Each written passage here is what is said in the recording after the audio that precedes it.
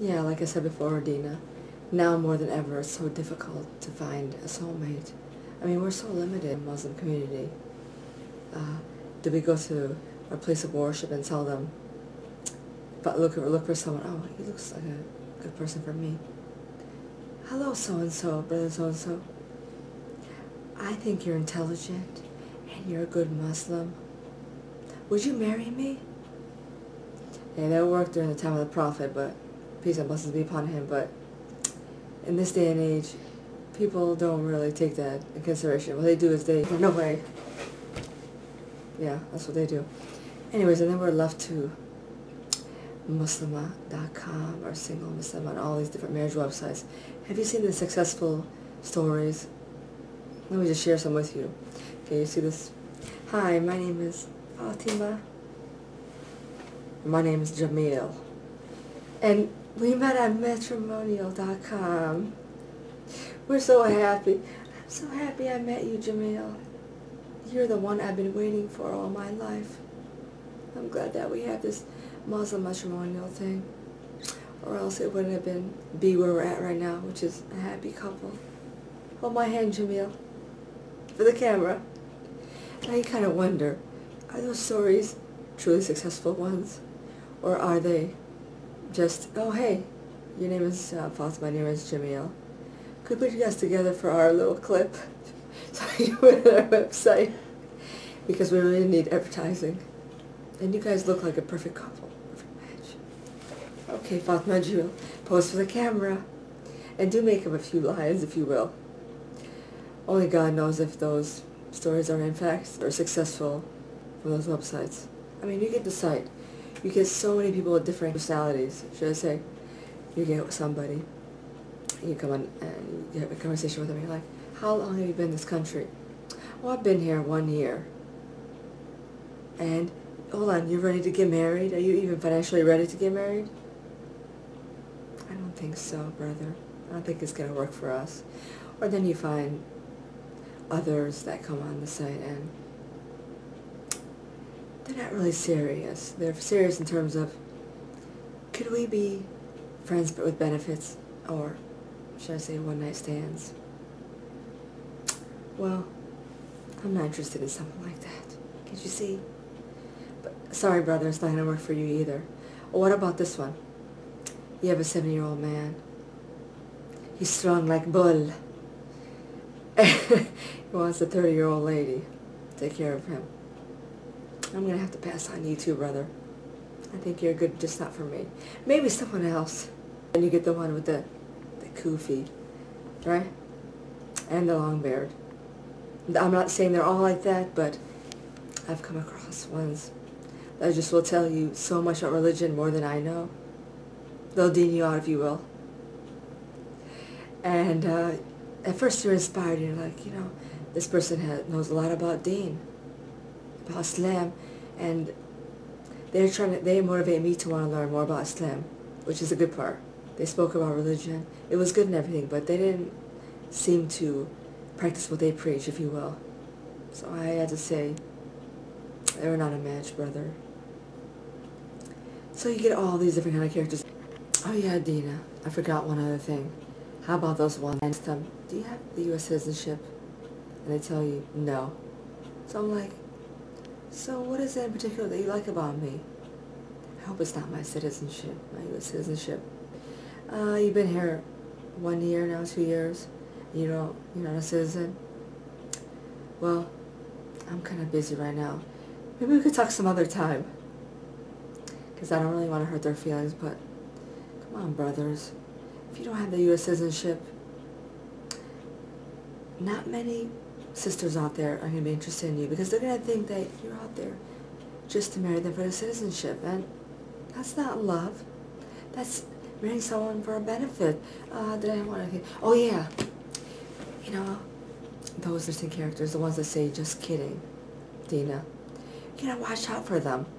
Because they truly don't say what's in their heart. They tell you something like, let's say, example, I don't like what you're wearing, your dress. Just kidding. Back in my humble days, I used to believe that they were just kidding.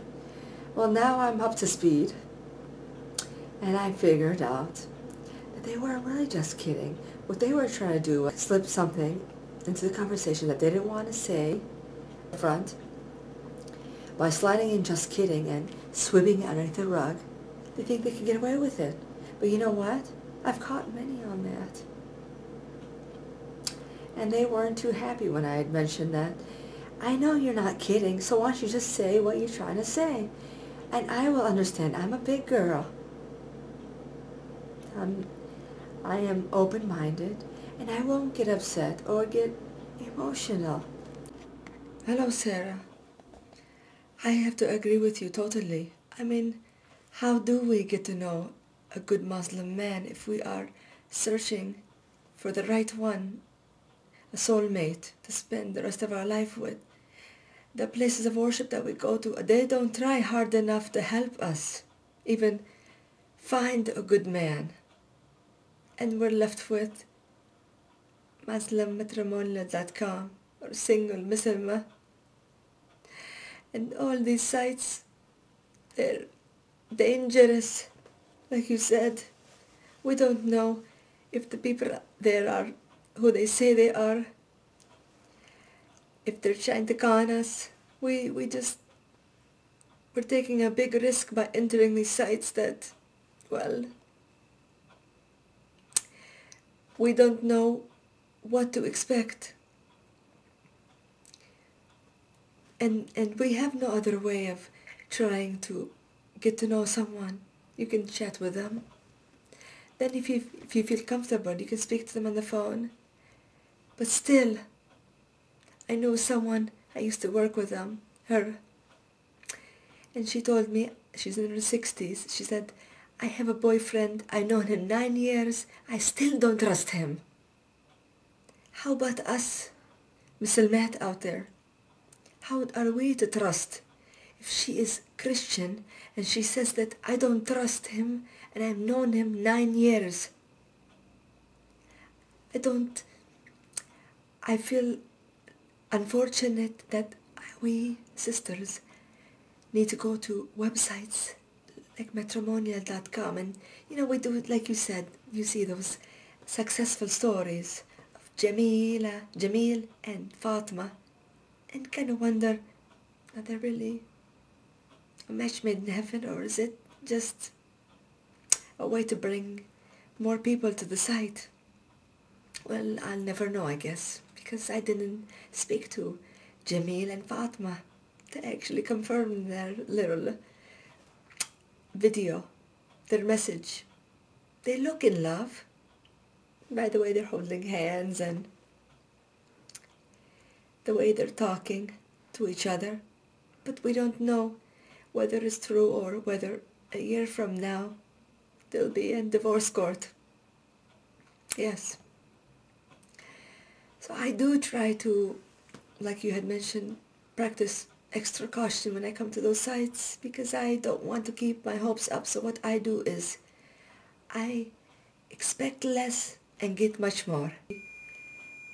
Put my guard up because I don't know if he is truly honest or genuine. And how do you actually get to know his parents and his family? And you almost never find someone in your area. And sometimes they ask strange questions like, do you have a job? And then you kind of wonder, are they asking me if I work so I can support them? Or so if we get married, I can support myself? If that's the case, if I need to support myself, I have to get married to them, then why shall I get married to them?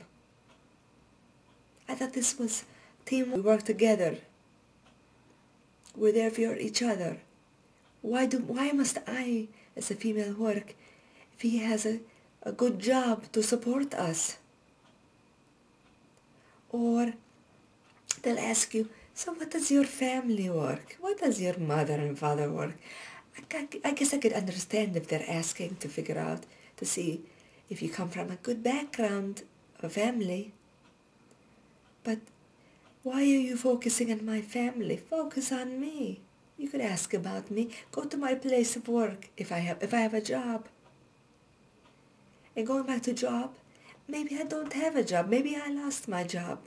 That's my risk is with God. It's dependent on God. It's not your risk is not through your intelligence. It's through your nasib. What's written for your fate. Why judge me based on what I work? I've been in situations where I've gotten to know people from different, not Middle East, but a different country where they speak languages such as Urdu. And I actually tell them, they have different culture, language, dress, different food. Would that be a problem, issue to you and your family? And they say, oh no, my family, we accept all different cultures. Then we are very open-minded. And so you believe, just like I did. You figure out that you're not accepted by them. They speak in their language in front of you, which is very disrespectful, not to mention not Islamic. And then you invest all this time, months and months and months, and then they rip your heart out of your chest and they say, well, my family, I gotta please them, and they believe it's a cultural difference. My father introduced me to a young girl. I may be 30, but 30-year-old in a 20-year-old body. Look at how beautiful I am. What's wrong with me? Besides that, I speak one language, you speak one language. We can bring that to our family. We complement our family. Nowadays, more people, they put culture before religion, before deen. I mean, we're all Muslim, right? So what does culture have to do with Islam? I accept you, accept me. We live in a happy family, right? Well, I think I said enough, Sarah. I'll turn it over to you now.